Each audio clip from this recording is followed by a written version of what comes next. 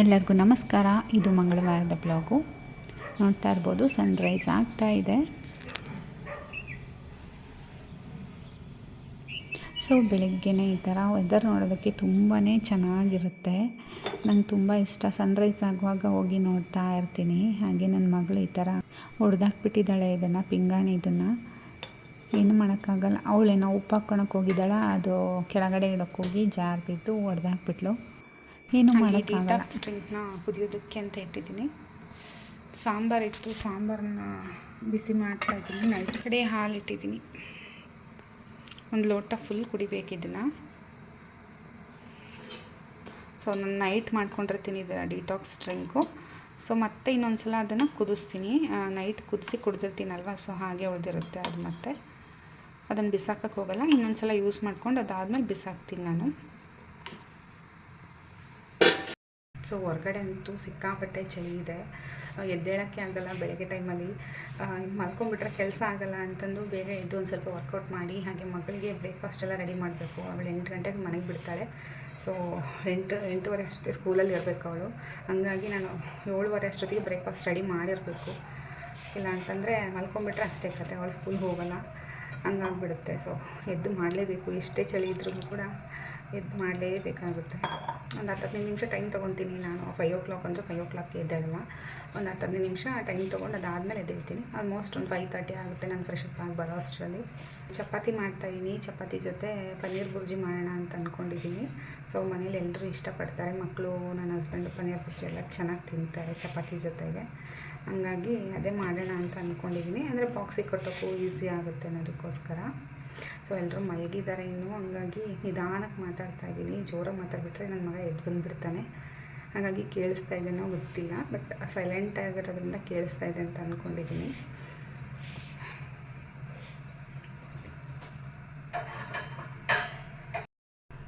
ಇವಾಗ ಚಳಿ ಅಲ್ವಾ, ನನ್ನ ಮಗ ಚೆನ್ನಾಗಿ ನಿದ್ದೆ ಮಾಡ್ತಾನೆ. ಒಂದು 7:30 ತನಕನೂ ಆರಾಮಾಗಿ ಮಲ್ಕೊತಾನೆ. ಮುಂಚೆ 7 ಗಂಟೆ 6:30 ಈ ಥರ ಎಲ್ಲ ಎದ್ಬಿಡ್ತಿದ್ದ. 6:30 7 ಗಂಟೆ ಹಂಗೆ ಎದ್ದು ಬಂದು ಅಡುಗೆ ಮನೆಗೆ ಕುತ್ಕೊಂಡ್ಬಿಟ್ಟಿದ್ದ. ಬಟ್ ಇವಾಗೆಲ್ಲ 7:30 8 ಗಂಟೆ ತನಕನೂ ಆರಾಮಾಗಿ ಮಲ್ಕೊತಾನೆ ಚಳಿಗೆ. ಸೊ ಮಲ್ಕೊಂಡ್ರೆ ಒಂದು ಸ್ವಲ್ಪ ಎಕ್ಸ್ಟ್ರಾ ಕೆಲಸ ಮಾಡ್ಕೋಬೋದು ಅಷ್ಟೇ.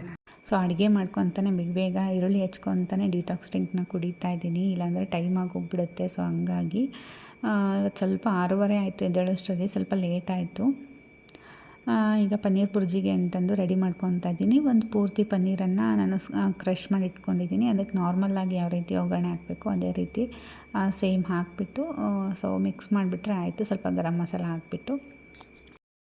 ನಾನು ಸ್ವಲ್ಪ ಖಾರ ಎಲ್ಲ ಕಡಿಮೆನೇ ಹಾಕೋದು. ನನ್ನ ಮಕ್ಕಳು ಸ್ವಲ್ಪ ತಿನ್ನೋದು ಕಡಿಮೆ ಖಾರ ಎಲ್ಲ, ಹಾಗಾಗಿ ಸಪ್ಪೆ ಆಗಿಬಿಟ್ಟಿತ್ತು ಒಂಚೂರು. ಹಾಗೆ ನಾನು ಬ್ರೇಕ್ಫಾಸ್ಟ್ಗೆ ಚಪಾತಿ ಮತ್ತು ಡ್ರೈ ಫ್ರೂಟ್ಸ್ ಲಡ್ಡು ಇಟ್ಕೊಂಡಿದ್ದೀನಿ. ತೋರಿಸ್ತೀನಿ ಇದನ್ನು ಯಾವ ರೀತಿ ಮಾಡಿದ್ದೀನಿ ಅಂದರೆ. ಡ್ರೈ ಫ್ರೂಟ್ಸು ಮತ್ತು ಸೀಡ್ಸ್ ಎಲ್ಲ ಹಾಕಿಬಿಟ್ಟು ಮಾಡಿದ್ದೀನಿ. ತುಂಬಾ ಚೆನ್ನಾಗಿತ್ತು. ನನ್ನ ಮಕ್ಕಳಂತೂ ಇಬ್ಬರು ತುಂಬಾ ಇಷ್ಟಪಟ್ಟು ತಿಂತಾರೆ. ಹಾಗೆ ಬ್ರೇಕ್ಫಾಸ್ಟ್ ಆಗಿ 1-2 ಅವರ್ಸ್ ಆದಮೇಲೆ ಮತ್ತೆ ಹೊಟ್ಟೆ ಹಶ್ವ ಆದರೆ ಆ ಥರ ಏನಾದರೂ ಫ್ರೂಟ್ಸ್ ಏನಾದರೂ ತಿಂತಾ ಇರ್ತೀನಿ. ಹಾಗೆ ಪೈನಾಪಲ್ ತಂದಿದ್ದರು, ಫುಲ್ ಹಣ್ಣಾಗಿಬಿಟ್ಟಿತ್ತು. ಚೆನ್ನಾಗಿ ಕೂಡ ಇತ್ತು, ಸ್ವೀಟ್ ಇತ್ತು, ಹುಳಿ ಇರಲಿಲ್ಲ. ಸೊ ನಾನು ಹುಳಿ ಇದ್ದರೆ ಪೈನಾಪಲ್ ತಿನ್ನೋದೇ ಇಲ್ಲ, ನನಗೆ ಇಷ್ಟನೇ ಆಗಲ್ಲ. ಹಾಗಾಗಿ ಪೈನಾಪಲ್ ತರಲೇಬೇಡಿ ಅಂತ ಹೇಳಿದ್ದೆ. ಸೊ ಲಾಸ್ಟ್ ಟೈಮ್ ತಂದಿದ್ದು ಪೈನಾಪಲ್ ಕೆಟ್ಟೋಯ್ತಲ್ಲ, ಸೊ ಹಂಗಾಗಿ ಈ ಥರ ಚೆನ್ನಾಗಿರೋದು ತಂದಿದ್ದಾರೆ ಈ ಸಲ. ಅದು ಮನೇಲೇ ಹಣ್ಣಾಯಿತು, ಒಂಚೂರು ಚೆನ್ನಾಗಾಯಿತು. ಕಾಯಿರೋದು ತಂದಿದ್ದರು. ಒಂದು 3 ಡೇಸ್ ಇಟ್ಮೇಲೆ ಚೆನ್ನಾಗಿ ಒಂಥರ ಕಲರು ಕೂಡ ಚೆನ್ನಾಗಿ ಬಂದಿತ್ತು. ಸ್ಮೆಲ್ ಹೊಡಿತಾ ಇತ್ತು. ತಿನ್ನಬೇಕು ಅಂತ ಅನ್ನಿಸ್ತಾ ಇತ್ತು ನನಗೆ ಆ ಸ್ಮೆಲ್ಗೆ. ಸೊ ನೋಡೋಣ ಅಂತ ಸ್ವಲ್ಪ ಉಪ್ಪು ಖಾರ ಹಾಕ್ಕೊಂಡು ತಿಂದೆ. ಚೆನ್ನಾಗಿತ್ತು, ಸ್ವೀಟಾಗಿತ್ತು, ಹುಳಿಗೇನಿರಲಿಲ್ಲ. ಹಾಗೆ ಮಧ್ಯಾಹ್ನ ಊಟಕ್ಕೆ ಅನ್ನ ಸಾಂಬಾರು ತೊಗೊಂಡಿದ್ದೆ. ಹಾಗೆ ತರಕಾರಿ ಎಲ್ಲ ಖಾಲಿ ಆಗಿಬಿಟ್ಟಿತ್ತು. ಹಂಗಾಗಿ ಮತ್ತೆ ಒಂದು ಡ್ರೈ ಫ್ರೂಟ್ಸ್ನ ತಿಂತಾಯಿದ್ದೀನಿ. ಅಂದರೆ 4 ಗಂಟೆಗೆ 4:15 ಒಂದು ಡ್ರೈ ಫ್ರೂಟ್ಸ್ ತಿಂದೆ. ಸೊ ಹಾಲು ಬೇಕಾದರೆ ಕುಡಿಬೋದು. ನಂಗೆ ಹಾಲು ಯಾಕೋ ಕುಡಿಯೋಂಗೆ ಅನ್ನಿಸ್ಲಿಲ್ಲ, ಹಾಗಾಗಿ ಡ್ರೈ ಫ್ರೂಟ್ಸ್ ಉಂಡೆನೇ ತಿಂದೆ. ತರಕಾರಿ ಎಲ್ಲ ತರಿಸ್ಬೇಕೆಲ್ಲ ಖಾಲಿ ಆಗಿಬಿಟ್ಟಿದ್ದೆ, ಲಾಸ್ಟ್ ವೀಕ್ ತರಿಸಿರೋದು. ಹಾಗೆ ಡ್ರೈ ಫ್ರೂಟ್ಸ್ ಉಂಡೆ ಯಾವ ರೀತಿ ಮಾಡಿದ್ದೀನಿ ಅಂತ ನಾನು ತೋರಿಸ್ತಾ ಇದ್ದೀನಿ ಇಲ್ಲಿ. ಬಾದಾಮಿ, ಪಿಸ್ತಾ ಹಾಗೆ ವಾಲ್ನಟ್ ಇದಿಷ್ಟನ್ನು ಹಾಕಿಬಿಟ್ಟು ಸ್ವಲ್ಪ ತುಪ್ಪ ಹಾಕಿ ಚೆನ್ನಾಗಿ ಫ್ರೈ ಮಾಡ್ಕೋಬೇಕು. ರೋಸ್ಟ್ ಆಗಬೇಕು ಚೆನ್ನಾಗಿ, ಒಳಗಡೆ ಎಲ್ಲ ಹಸಿ ಇರಬಾರ್ದು, ಚೆನ್ನಾಗಿ ರೋಸ್ಟ್ ಆಗಬೇಕು. ಹಾಗೆ 1 ಕಪ್ಪಷ್ಟು ಒಣ ದ್ರಾಕ್ಷಿನ ಹಾಕಿದ್ದೀನಿ. ಅದನ್ನು ಕೂಡ ಚೆನ್ನಾಗಿ ಫ್ರೈ ಮಾಡಿ ಇಲ್ಲಿ ಎಲ್ಲ ಥರ ಸೀಡ್ಸ್ ಹಾಕ್ತಾಯಿದ್ದೀನಿ. ಸನ್ಫ್ಲವರ್ ಸೀಡ್ಸು ಹಾಗೆ ಪಂಪ್ಕಿನ್ ಸೀಡ್ಸ್ನ ಹಾಕ್ತಾಯಿದ್ದೀನಿ. ಅದ್ರ ಜೊತೆಗೆ ಕರ್ಬೂಜ ಸೀಡ್ಸ್ ಬರುತ್ತಲ್ವ, ಸೊ ಅದನ್ನು ಕೂಡ ಹಾಕ್ತೀನಿ. ವಾಟರ್ಮೆಲನ್ ಸೀಡ್ಸ್ ಇದ್ದರೂ ಕೂಡ ಹಾಕ್ಕೋಬೋದು. ನಂಗೆ ಸಿಗಲಿಲ್ಲ ಲಾಸ್ಟ್ ಟೈಮ್ ಹೋದಾಗ. ಸೊ ಇದಿಷ್ಟನ್ನು ಹಾಕ್ಬಿಟ್ಟು ನಾನು ಮತ್ತು ಅಗಸೆ ಬೀಜ ಅಥವಾ ಫ್ಲ್ಯಾಕ್ ಸೀಡ್ಸ್ ಅದನ್ನು ಹಾಕ್ಕೊತಾ ಇದ್ದೀನಿ. ಹಾಗೆ ಚಿಯಾ ಸೀಡ್ಸ್ ಇತ್ತು, ಸೊ ಚಿಯಾ ಸೀಡ್ಸನ್ನು ಕೂಡ ಹಾಕಿ ಈ ರೀತಿ ಚೆನ್ನಾಗಿ ರೋಸ್ಟ್ ಆಗಬೇಕು. ಅದನ್ನು ಕೂಡ ಚೆನ್ನಾಗಿ ರೋಸ್ಟ್ ಆದಮೇಲೆ ನಾನು ಅದನ್ನು ಎತ್ತಿಡ್ತಾ ಇದ್ದೀನಿ. ಸ್ವಲ್ಪ ಎಲ್ಲನೂ ಕೂಡ ಇಂಗ್ರೀಡಿಯೆಂಟು ತಣ್ಣಗಾಗಬೇಕು. ಸೊ ಅದಾದಮೇಲೆ ನಾನಿಲ್ಲಿ 1 ಕಪ್ಪಷ್ಟು ಎಳ್ಳು, 1 ಕಪ್ಪಷ್ಟು ಒಣ ಕೊಬ್ಬರಿ ಹಾಕ್ಕೊಂಡಿದ್ದೀನಿ. ಹಾಗೆ 2 ಸ್ಪೂನಷ್ಟು ನಾನಿಲ್ಲಿ ಗಸಗಸೆನ ಹಾಕ್ಕೊಂಡು ಚೆನ್ನಾಗಿ ಹುರಿತಾ ಇದ್ದೀನಿ. ಚಟಪಟ ಅಂತ ಹುರಿಬೇಕು ಚೆನ್ನಾಗಿ. ಸೊ ಅದನ್ನು ಕೂಡ ಎತ್ತಿಟ್ಬಿಡ್ತಾ ಇದ್ದೀನಿ ಇವಾಗ ತಣ್ಣಗಾಗೋದಕ್ಕೆ. ಸೊ ಎಲ್ಲ ಪೂರ್ತಿಯಾಗಿ ತಣ್ಣಗಾದ್ಮೇಲೆ ನಾನು ಮಿಕ್ಸರ್ಗೆ ಹಾಕ್ತಾಯಿದ್ದೀನಿ. ಇಲ್ಲ ಅಂತಂದರೆ ಒಂಥರ ಪೇಸ್ಟ್ ಟೈಪ್ ಆಗಿಬಿಡುತ್ತೆ. ಸೊ ಈ ಥರ ನೋಡಿ ಪುಡಿ ಮಾಡಿ ಇಟ್ಕೋಬೇಕು.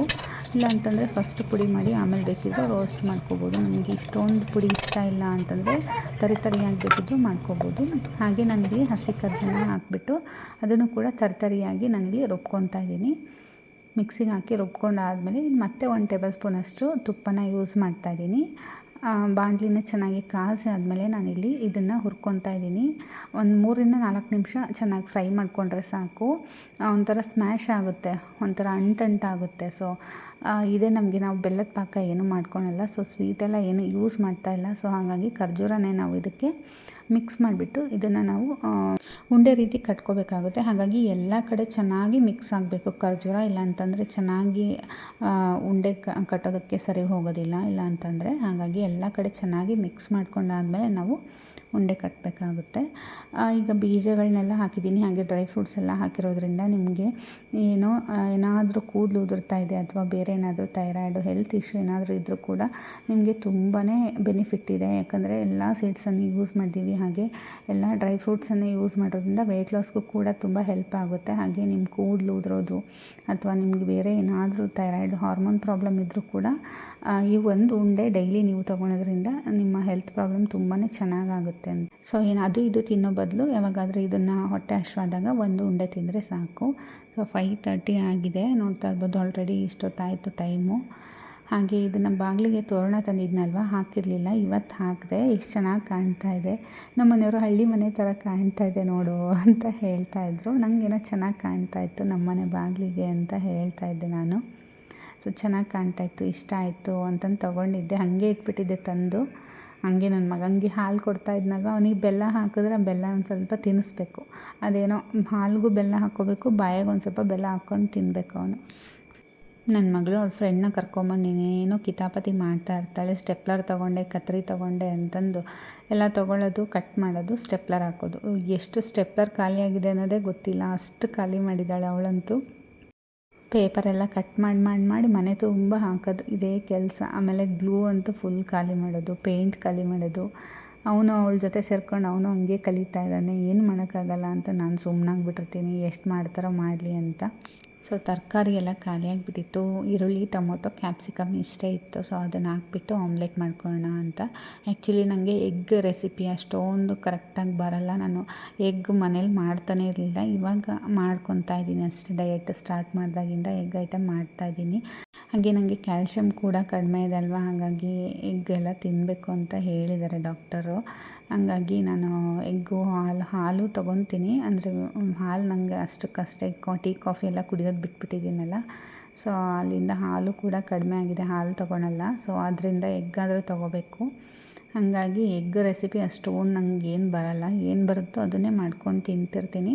ಸೊ ನನ್ನ ಮಗಳು ಯಾವಾಗಾದರೂ ಒಂದೊಂದು ತಿಂತಾಳೆ ಅಷ್ಟೇ ಎಗ್ಗು. ನಮ್ಮ ಮನೇಲಿ ಯಾರಿಗೂ ಆ್ಯಕ್ಚುಲಿ ಇಷ್ಟ ಆಗೋಲ್ಲ, ನನಗೂ ಇಷ್ಟ ಆಗೋಲ್ಲ. ಸೊ ಇವಾಗ ಡಯಟ್ ಸ್ಟಾರ್ಟ್ ಮಾಡಿದಾಗಿಂದ ಮಾಡ್ಕೊಳ್ತಾ ಇದ್ದೀನಿ ಅಷ್ಟೇ. ಹಾಗೆ ಕ್ಯಾಪ್ಸಿಕಮ್ ಇತ್ತು, ಸ್ವಲ್ಪ ಕ್ಯಾಪ್ಸಿಕಮ್ನೂ ಕೂಡ ಹಾಕೋಣ ಚೆನ್ನಾಗಿರುತ್ತೆ ಅಂತ ಮಾಡ್ಕೊತಾ ಇದ್ದೀನಿ. ಸೊ ಸಂಜೆ ಅಷ್ಟೊತ್ತಿಗೆ ನಂದು ಊಟ ಕೂಡ ಮುಗಿದೋಗ್ಬಿಟ್ಟಿರುತ್ತೆ. ಇವತ್ತಿನ ವಿಡಿಯೋ ನಿಮಗೇನಾದರೂ ಇಷ್ಟ ಆಗಿದರೆ ಲೈಕ್, ಶೇರ್, ಕಮೆಂಟ್ ಮಾಡೋದನ್ನು ಮರಿಬೇಡಿ. ಹಾಗೆ ನಮ್ಮ ಚಾನಲ್ನ ಇನ್ನೂ ಸಬ್ಸ್ಕ್ರೈಬ್ ಮಾಡಿಲ್ಲ ಅಂದರೆ ಸಬ್ಸ್ಕ್ರೈಬ್ ಮಾಡ್ಕೊಳ್ಳಿ, ಬೆಲ್ ಬಟನ್ ಆನ್ ಮಾಡಿ.